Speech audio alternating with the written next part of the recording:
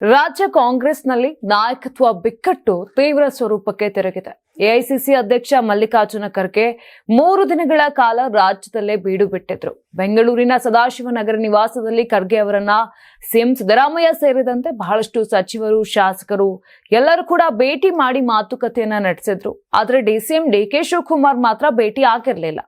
ಇದೀಗ ಕೊನೆ ಗಳಿಗೆಯಲ್ಲಿ ಡಿಕೆ ಶಿವಕುಮಾರ್ ಅವರು ಖರ್ಗೆಯನ್ನ ಭೇಟಿ ಮಾಡಿದ್ದಾರೆ. ಖರ್ಗೆ ಅವರು ಮಂಗಳವಾರ ದೆಹಲಿಗೆ ಪ್ರಯಾಣ ಬೆಳೆಸಿದ್ದಾರೆ. ಈಗಾಗಲೇ ರಾಹುಲ್ ಗಾಂಧಿ ವಿದೇಶ ಪ್ರವಾಸದಿಂದ ವಾಪಸ್ ಕೂಡ ಆಗಿದ್ದಾರೆ. ದೆಹಲಿಯಲ್ಲಿ ರಾಹುಲ್ ಗಾಂಧಿ ಅವರನ್ನ ಭೇಟಿಯಾಗಿ ರಾಜ್ಯ ರಾಜಕೀಯ ಬೆಳವಣಿಗೆಗಳ ಬಗ್ಗೆ ಚರ್ಚೆ ನಡೆಸಲಿದ್ದಾರೆ.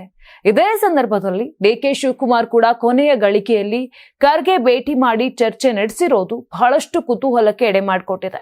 ಇನ್ನು ಬೆಳಗ್ಗೆಯ ಸದಾಶಿವನಗರಕ್ಕೆ ಆಗಮಿಸಿದಂತ ಡಿಕೆಶಿ ಖರ್ಗೆ ಅವರನ್ನ ಭೇಟಿ ಮಾಡಿದ್ರು. ಬಳಿಕ ಒಂದೇ ಕಾರಿನಲ್ಲಿ ಖರ್ಗೆ ಡಿಕೆಶಿ ತೆರಳಿದ್ರು. ಇನ್ನು ದೆಹಲಿಗೆ ಹೊರಡುವ ಮುನ್ನ ಖರ್ಗೆ ಯಾವುದೇ ಪ್ರತಿಕ್ರಿಯೆಯನ್ನ ಮಾಧ್ಯಮಗಳಿಗೆ ನೀಡಿಲ್ಲ. ನಾಯಕತ್ವ ಬದಲಾವಣೆ ಚರ್ಚೆ ವಿಚಾರವಾಗಿ ಮಾಧ್ಯಮಗಳ ಪ್ರಶ್ನೆಗೆ ಪ್ರತಿಕ್ರಿಯೆ ನೀಡಲು ನಿರಾಕರಣೆ ಮಾಡಿದ್ರು. ಸಂವಿಧಾನ ದಿನ ಇದೆ, ಅದಕ್ಕೆ ದೆಹಲಿಗೆ ಹೋಗ್ತಿದ್ದೇನೆ ಎಂದಷ್ಟೇ ಹೇಳಿ ಖರ್ಗೆ ತೆರಳಿದ್ದಾರೆ.